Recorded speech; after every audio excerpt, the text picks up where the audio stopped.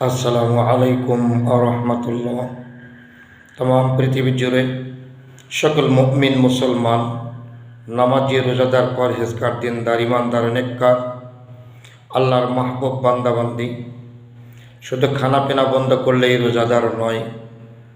রোজাদার হতে হলে মিথ্যা বন্ধ করে রোজাদার হয়, 5 ওয়াক্তের নামাজ আদায় করলে রোজাদার হয়, সত্য ভাষায় কথা বললে রোজাদার হয়, পরোপকার করলে রোজাদার হয়, গীবত চর্চা বন্ধ করলে রোজাদার হয়, পিতামাতার আনুগত্য করলে রোজাদার হয়, খাস পর্দা পোশিদা হায়া লজ্জা হিজাব শালীনতার মধ্যে রোজাদার হয়, তাওয়াক্কুল ধৈর্য শকর সবর করলে রোজাদার হয়।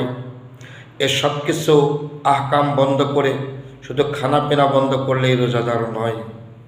এই জন্য রোজা পূরণের জন্য আনুষঙ্গিক যত ইবাদতগুলো আছে, যত সত্য শরীয়ত মারিফত হাকিকত তরিকতের ভিত্তিতে আছে, সেগুলো যথার্থ পূরণের মধ্য দিয়ে রোজাদার আল্লাহর নৈকট্য লাভে ধন্য হয়, তাকওয়া অর্জন হয়।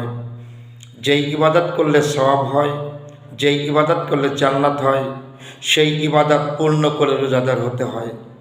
যার কারণে রোজাদারের পুরস্কার জান্নাত নয়, রোজাদারের পুরস্কার শুধু সওয়াব নয়, রোজাদারের পুরস্কার স্বয়ং আল্লাহ নিজে। আর আল্লাহ নিজে যখন রোজাদারের পুরস্কার হয়, আল্লাহ নিজ হাতে জান্নাত এবং জান্নাতীদের খেদমতের জন্য যা যা প্রয়োজন আল্লাহ সব কিছু রোজাদারের জন্য গচ্ছিত করে রেখেছেন। শুধু সময় হলেই আল্লাহ পৌঁছে দেবেন রোজাদারদের সম্মানে।